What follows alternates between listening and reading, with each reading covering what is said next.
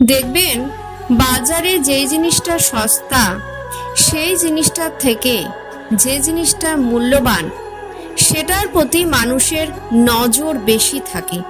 তাই নিজেকে মূল্যবান বানানোর জন্য, নিজেকে সস্তা যাতে বানাতে না হয়, তার জন্য এই 5টি কথা মাথায় রাখবেন।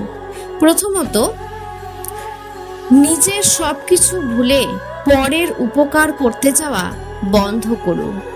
দ্বিতীয়ত, কেউ ডাকা মাত্রই নিজের কাজ ফেলে তার কাছে হাজির হবেন না। তৃতীয়ত, সবাইকে খুশি করার চিন্তা বাদ দিন, কারণ আপনি কখনোই সবাইকে খুশি করতে পারবেন না। চতুর্থত, নিজের থেকে কাউকে পরামর্শ দেবেন না, কেউ পরামর্শ চাইলে অবশ্যই দেবেন। পঞ্চমত, নিজেরটা ভাবুন, অপরের কথা অবশ্যই